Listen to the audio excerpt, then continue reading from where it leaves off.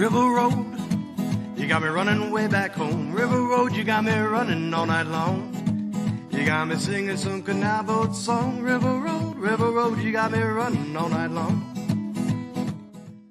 Hello, everybody, and welcome to another episode of Niner Nuts. I am Dan, here along with Superfan Eric once again. Eric, how you doing, man? Hey, I'm doing pretty good. Well, I mean, sort of. All things considered. Yeah, exactly. Listeners and viewers, do not worry. James is going to be on our 100th episode spectacular coming up on our next episode. Just couldn't be here for this one. I know I said he would be, but things happen. But I don't know if he would quite console us necessarily, or mourn with us, I should say, in the same way. Because guess what, guys? We're going into the bye week on a 3-game losing streak. Man, that was tough to watch. We lost 31-17 to Joe, the new Joe Cool, let's say, Joe Cool 2.0, and the Bengals from Cincinnati. Like I said, 31-17. Can't get my words straight already. That's how much pain I'm in. We gave Joe Burrow a 134.8, basically a 135 passer rating against us, just completely scorched earth us in the secondary. Almost 300 yards, over 100 yards on the ground. Again, we gave up. Purdy, his numbers, he had a 94 passer rating, but I think a lot of that might have been the George Kittle garbage time personally. Well over 350 yards passing. He also led us with 57 rushing yards, despite McCaffrey getting the rushing touchdown and our only receiving touchdown. Kittle's box score is a little deceiving because he had a lot of garbage time there. But yeah, no. The Midwest Nightmare still continued, and we were going into the bye week at 5-3. Thank God we're going into a bye week before a Week 10 matchup against the Jacksonville Jaguars, where James and I are going to be at, and we're going to have some serious cheering going on to get us out of this losing streak when we get there. Eric, what were some takeaways that you had from this pretty? I'll say it. This was not demoralizing, but we didn't get that wake up call I wanted, and there's many, many questions that we're going to have to answer in the next 14 days. Yeah. So it's hard, but I'm going to start with some positive things. So we'll go with McCaffrey scored another touchdown, 2 touchdowns actually, right? So he's still tied that 17-game record. Yeah. So he's still, an effective, highly effective player for us. Just an amazing cheat code. It seems like, we can unlock him in so many different ways to score points for us. Unfortunately, he's really the only one who's kind of doing anything right now for us offensively. I thought that Purdy played very well throughout the game, minus a couple of the picks. I like the way that he's driving the ball down the field. We're making a lot of big chunk plays. Ayuk, practically every catch that he had was a 20-plus yard completion, right? So, I mean, we're really, Purdy is throwing that ball, and he's throwing it downfield with some real purpose and some real intent. Even, the garbage time stuff to Kittle, a lot of that stuff was still deep chunk plays, down the field. So I'm pleased with that because, we never ever saw that with Jimmy when he was here. Everything was just, he was Captain Dink and Dunk, right? So I like the fact that Purdy's not afraid still, even though he's had some adversity over the last 2 games, in Cleveland and in Minnesota. He still wasn't afraid in this game against Cincinnati to still let that ball rip and try to drive it down the field and make big plays. So I like those aspects of what we're doing offensively. I like the fact that I guess we're getting Kittle involved, kind of, sort of, even though it only seems to come in the second half. for whatever reason. Like we seem to be playing like the tale of two offenses. We throw to Ayuk in the first half and we throw to Kittle in the second half for whatever reason. We don't seem to be able to get them both going together at the same time, but each have a one of theory on them that. in their individual halves is playing well for whatever that's worth. They're not getting into the end zone, but they are playing well. So I think there's some positives to be taken away there. The rest of it is really bad right now. The running game is really virtually non-existent. We're not making any progress on the ground. We're either hitting a big run for 8, 10, 12 yards, or we're getting stuffed at the line for nothing. There's no in between. There's no 4-yard runs. There's no 5-yard runs. There's either nothing or a big gain. We had that series there. I think it was to open the second half. McCaffrey broke off a great run for like 8.5 yards, and then it was stuff, and then we punted. We're doing that entirely too much. We're not picking up, the 1 and the 2-yard runs that have been a hallmark of this offense, where we just overpower the other team and get those yards. So we're turning the ball over. We're not hitting those big toss sweeps to the right or toss sweeps to the left, where we get the guards and the tackles out there pulling and they're just mowing down people, while McCaffrey plows around and goes through the sides and the over the edge and picks up 6, 7, 8 yards on a pitch. We're not doing those plays anymore for whatever reason. So the running game is completely non-existent right now. You just said, Purdy led the team in rushing. That's absurd. I mean, credit to him. He was really very nimble and mobile. You and I talked about this last week, and the fact that he's so much more adept in the pocket than Jimmy ever was. Thank goodness for that. But he can't lead the team in rushing, especially when we have McCaffrey back there. No, absolutely not. Yeah. And then, we haven't even talked about the defensive side of the ball. We continue to look atrocious defensively. I saw a stat today that kind of encapsulates, most of our issues and our problems. The last 2 weeks, quarterbacks against us are 67 of 77 for 670 some yards and 5 touchdowns. That's atrocious. I mean, they have 10 incompletions across the last 2 games. I mean, what are you doing with that? You can't win with that kind of football. Our defense has gone from being a top tier defense that shuts people down and shuts teams out to just being a leaky sieve that lets people run all over them. Burrow completed 19 passes in a row, just marching up and down the field at will, doing whatever he wanted, throwing whatever he wanted, hitting whatever passes it was that he wanted. We couldn't stop him. And it's all this little stuff. And again, you and I talked about this when we discussed the Minnesota game. It's all this stuff over the middle of the field. They're just picking us apart in the middle of the field because we're apparently playing this soft zone shell coverage defense behind our front 4 instead of letting Warner and Greenlaw play man on guys, which they're more than capable of doing. They've done it in previous defenses. And I don't know how many times I saw Chase and Higgins just run into the middle and hook up in the middle of the field into an open spot, and then Burrow just hit him for a little 6 or 7 yard play. Now, yes, Warner or Greenlaw would come over and crunch them and immediately take them down. Okay, great. But now it's 2nd and 3 or 2nd and 4 right off the rip. So, I mean, we're just getting eaten alive right now. And if the defense isn't going to stop people, it's not going to matter if we score 17 points or if we score 35 points, because we're never going to be able to keep up.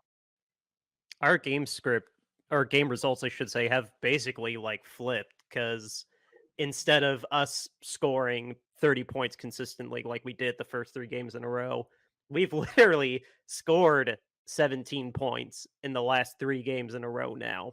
Yeah. And allowing 25, 30 points a game too, it's completely flipped. And I'm going to agree with you first that it's not Purdy.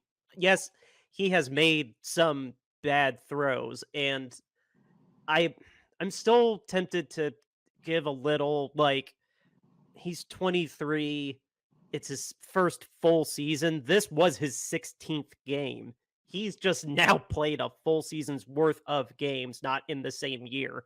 He's not faced adversity like this before. And I honest to God think that there's still way more positive than negative. And we're just now seeing it's not completely broken him. I don't see any signs of it like being completely broken, or we need to think about switching to Darnold or Allen. Like, these are just part of those growing pains. We didn't think the growing pains were gonna be a 3-game losing streak, but there's still far more positives. There's still so much leadership in him. He made just a real boneheaded move on the first interception. He should have just taken the sack. Like, he said in hindsight, he wishes he just handed the ball off to Elijah Mitchell instead of trying to make a shuttle pass. Because when Kittle wasn't open on the shuttle pass, that's how that all fell apart. And I'll stand by what I wrote on Twitter. I think that was just a better play by the defender more than a stupid play by Purdy. Just in the moment, I'll give him a little bit of slack. Like, you're in the moment, you know it's going to be a penalty, and but you still try to throw it. Like, but the second one, I was really, really surprised at. I was really, really surprised you didn't see that linebacker spying on him in the middle of the field. That one was just, I'm more upset about that one because he has been such money on intermediate throws over the middle. It was a little weird to see Juwan and Brandon basically running the same route. So that was a little weird, but at the same time, you completely missed that the linebacker was spying on you when, again, you've been money over the middle the whole season up to this point. And he still had spirit. He wasn't just kind of going out there and just doing whatever, okay, I have to play offense right now. He was still trying to he was still trying to have some spirit even after each pick and when the game was really out of reach this week. So I have no question in his leadership, and I have no question in his ability still. I'm agreeing with you there. Purdy is not the problem. The bigger problem is our defensive execution of whatever the scheme that Wilkes is trying to implement. Yeah, it's not effing working. We need to have some sort of powwow to go over Saleh and Ryan films and have maybe more input from the players instead of just saying, oh, well, we're just supposed to execute what the scheme is. Maybe the scheme's not working. Maybe you need to tell Wilkes, hey, we were really good when we did this. How about we go back to doing this again? Because there's no reason we should be worse when we've added Isaiah Oliver, who, sure, you can debate he's bad in coverage, but when he's playing like short field, he's basically like another linebacker. He's awesome at tackling, unlike Hufanga, who at the start of the game, oh my God, which is a little unfair. Everybody was bad at tackling, but we're missing that fundamental for some reason. We're really bad at tackling this year. 13 missed tackles in that game last night or yesterday.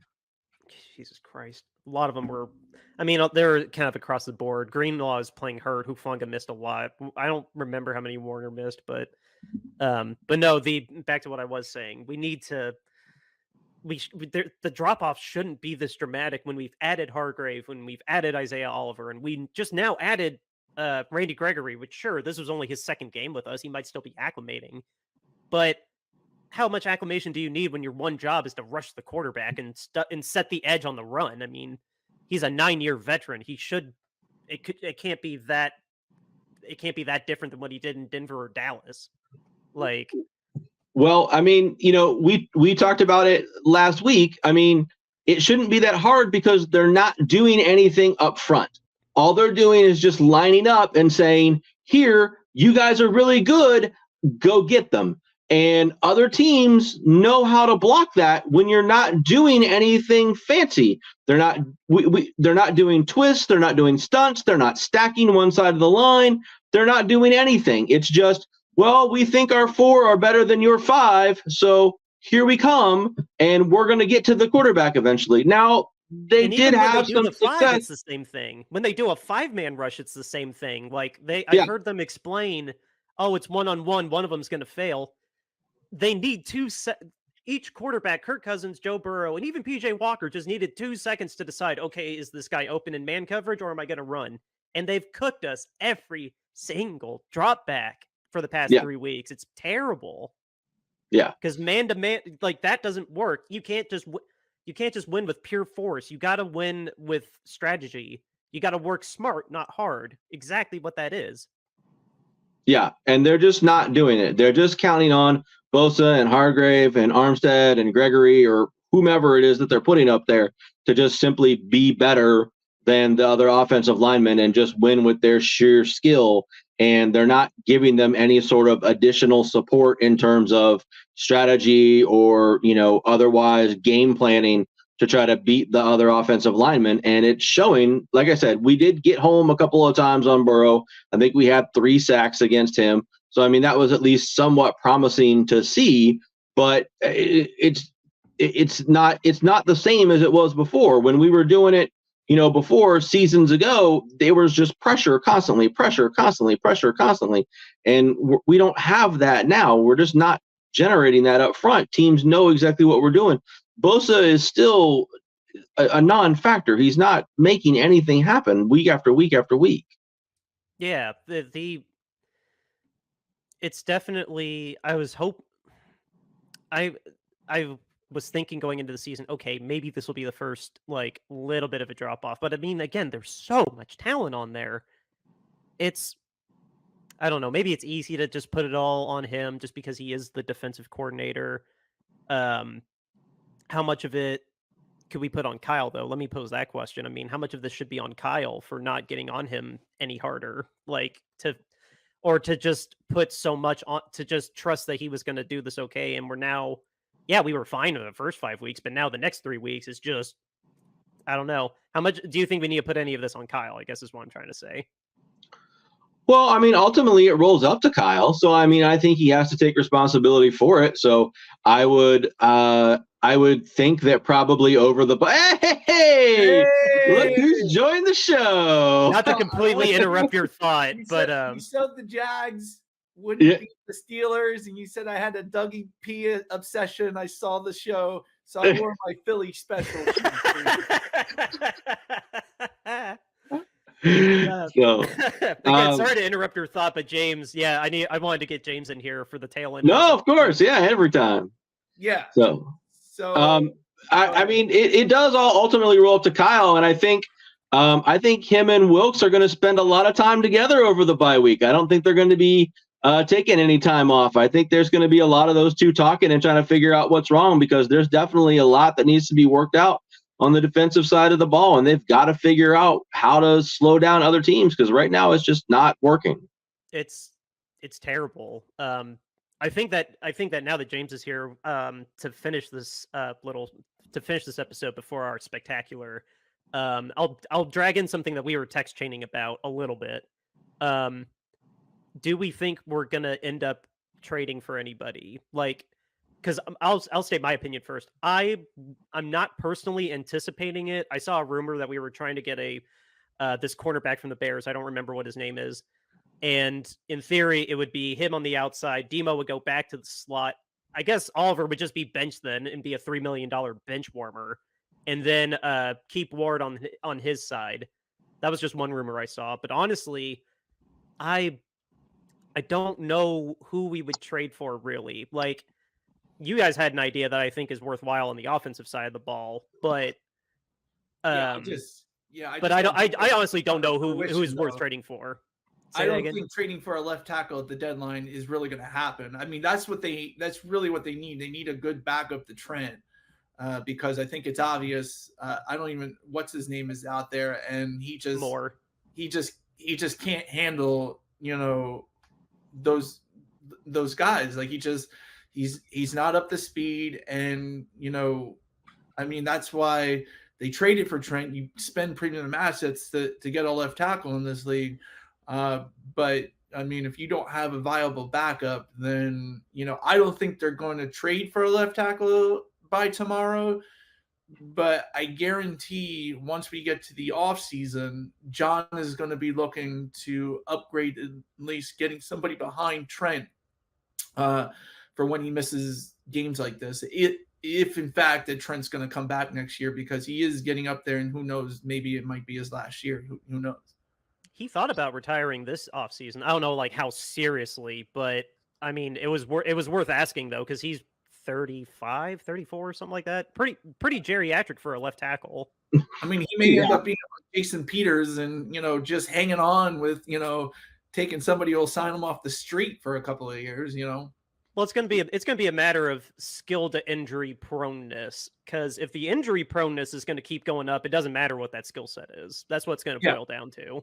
Yeah, and I think, I mean, you have edge rushers, you have D line, you have linebackers, and the secondary is pretty tight. I mean, if there's one need going into the offseason that they really should look at, it should be looking at a left tackle to eventually replace Trent. We're gonna need some safeties too, because who knows if we're gonna keep Hufanga on a big contract, and then Gibson might retire too, because Gibson's getting up there in age too. So we're gonna need some safety help too. Like they drafted that kid this year, so I mean they kind of have a safety in waiting right now. So I mean I think they could be okay there. And Hufanga should have one more year at cheap. So I mean I think they're fine there. James, I agree with you. I think it's gonna be hard for them to pick up a left tackle, by tomorrow. I just don't think there's anybody kind of hanging around out there that's going to. Nobody gives up tackles. They're like the one thing everybody holds on to. Yeah, that's going to move. I don't really think. I don't see. I mean, maybe the Niners make a move. I don't see it happening. I agree with what Kyle said in the press conference the other day that they have all the talent and they have all the people to fix the problem on the team now. I mean. No one would look at this. That's what I was saying. I don't know what to upgrade really, because they're all proven talent. They're just not proving it right now. Yeah. All the talent is on the team there to fix the problem. It's just not working. So they've got to coach them up. And I thought that if you watch the press conference that Kyle had, I think that he really seemed to get it. I think he seems to understand it. I think he seems to know that the problem is an in-house issue and that they need to figure out a way to just coach the guys up and get better production out of them. And that's really what the issue is right now. And how they do that and how they make that happen and can they make that happen, I think is the biggest question. And we're going to find out in a couple weeks when they go down to Jacksonville, when you guys are down there, because Jacksonville's not a bad team by any stretch of the imagination. Really, Eric, because you didn't seem quite high on them last week. You thought that Pittsburgh was going to give them a better game than what they did. Hey, listen, your Cardinals pick still didn't pan out. Hey, I lost by one score. And they were in that game most of the game. They were up there for 3 quarters. So. The Cardinals are the best. The Cardinals are the best bad team right now. I don't care what their win-loss record is. Even though the Giants beat them.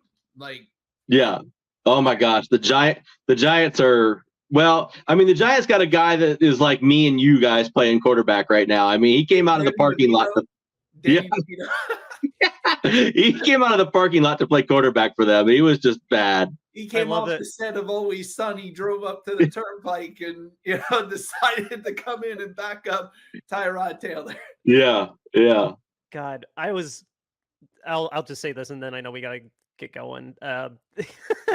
I was right before our game started, I saw the coin flip for Giants and Jets, and I saw it was overtime at 10, and I just sighed. I was just like, why is anybody watching this game? I'm in love with the Jets right now. I'm in love with the Jets. Too. Yeah, they're winning via defense. Yeah, I'm all in on them. I want them to be like 9 and whatever it would be, like 9-6 or whatever, and Rodgers to come trotting out of the tunnel in like week 15 or week 16 to come save the season. I want that more than anything right now. You know what I want? I want the Jets to win next week and the Bills to lose, so that the Jets are in second place behind the Dolphins. Like, that's God. Everybody thought like this was going to be the division. And, the Dolphins seem to be almost, they got beat by Buffalo, but I bet you when Buffalo goes down to Miami, it's not going to be the same. And Miami has the easiest schedule, I think, out of anybody who has, 2 losses or less. So Miami's probably going to win that division. And the Jets, they beat the Bills once this year. You know, it's only an in-state travel. And even next week, you look, it will be the 4th game they played in New Jersey in a row, you know? And so they won the first 3. So there's, they haven't been traveled. They're on home. I picked them in the parlay this week. So hey, they play the Chargers. The Chargers bungle away every possible game that they could win. So, I mean, if you told me that the Jets beat the Chargers, I wouldn't be at all surprised. I mean, they beat the Eagles. They beat the Eagles, who are really the best team in the league right now. And the Jets have a tough defense. Their offense is very inept because of Zach Wilson, but it doesn't matter. I mean, he's got MILF love, so it just goes all around. Yeah, the 50 yards that were added to his stat line on the Breece Hall pass shouldn't count. Like, they really shouldn't. Like, I saw that highlight and I was just like, okay, I get why some people think air yards shouldn't count, or YAC shouldn't count towards quarterback stats, and a play like that is exactly why. Yeah, I mean, the Jets. I mean, I just love how tough the Jets are, and even though they lost Aaron Rodgers, they're still fighting. And I miss Robert Saleh so much. I bet you do. He is awesome. I bet you do. He's literally he can actually coach a bad team to win some games. So he's definitely part of that new wave of you're not the general, like, you're relating to the guys, you have a fun energy to you, you can be emotional, like like Campbell and McDaniels and Kyle to certain extents. Like Kyle just shoots it straight. He has great relationships with the players. He just, I don't know, not as emotional. But anyway, that's kind of a side tangent. I mean, relationship with players is key. Sirianni has it with his players. He creates Sirianni, emotional, culture with his players. Mike McDaniels, Robert Saleh. That's what the league is moving towards. I mean, you look at the Eagles in 2017 when they won the Super Bowl. Doug was like, "I love you guys," and he was emotional and all of that. And the days of Bill Belichick tough love are soon to be gone. And even if you look back at an old guy who's been coaching forever, Andy Reid, he's been that way for years upon years. Yeah, that's what made him so successful in Philly. That's what makes him successful in Kansas City, because he generates like a family type atmosphere. And as we see it now, players are no longer responding to that tough love that we see Bill Belichick has been doing for years. And right. Well, hey guys, we got to call it for this one. We got to get to our 100th episode spectacular that listeners and viewers you will see tomorrow. But yeah, we got to call it for here. I got to talk about our sponsor before we go, though. RoyalRetros.com. Royal Retros is your go-to place to get an authentic throwback jersey. And if you go there and take a look at the Candlestick Park collection that they got for 49ers fans right now, you can get 10% off with our promo code Shady Sports.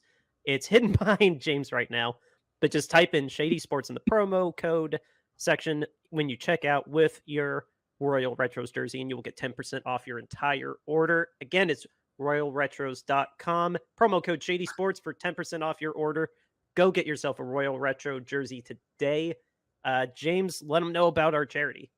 So, guys, recent news, but the Houston Texans minority owner was charged with very serious sexual crimes. Plus, some of the other owners have been bad. The NFL has known about it for 2 years, couple of months, and just doesn't report on their own owners like they do their players. Because if a player screws up, we know about it next day directly from the NFL. But if an owner does something shady, don't ask, don't tell. So we're trying to change that narrative. So we have started the hashtag owner standards are less than player standards, hashtag owner accountability. And to show you we put our money where our mouth is, we are selling t-shirts to help a Kentucky crisis center, because that's where the Texans minority owner is charged with very serious sexual crimes. So our first one is a statement that we're trying to make. You can get this for $22.99 in a premium tee, or pay extra for any of the other styles. We have this in all different sizes. The next one is our fun Owners in a Standoff shirt. This is our specific just for charity shirts. We had it on the last charity drive. We're bringing it out for this one, $22.99 in a t-shirt or other styles. Next, we have our podcast logo art. If you listen to us on a podcast such as Spotify or Apple Podcasts, you will see this logo as right next to the episode. We've put it on a t-shirt, $22.99, and then we have different styles of that too. This is our alternate logo, Niner Nuts. We have this in different colors, different styles. $22.99 gets you in the tee, and all different sizes as well. And then our final one is the Niner Nuts mascot. How can you say no to a peanut eating peanuts on the couch, rooting for his San Francisco 49ers? $22.99 gets you that in t-shirt. Donate to a good cause today. All the proceeds go to charity.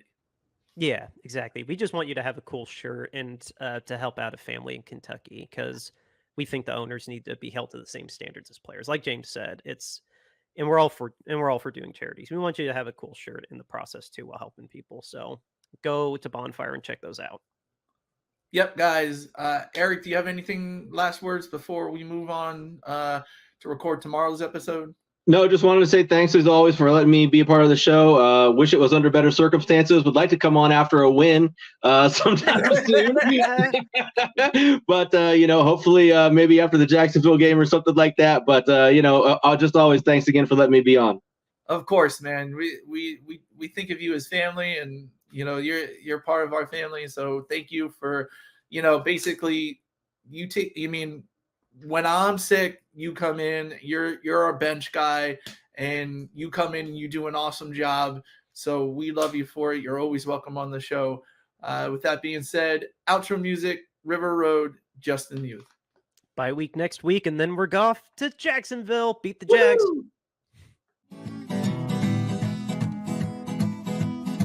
River Road, you got me running way back home. River Road, you got me running all night long. You got me singing some canal boat song. River Road, you got me running all night long. River Road, where have all the women gone? Have they kissed her hand and waved you bye-bye? Have they thought about crossing your double yellow lines? River Road, they love the way you whine.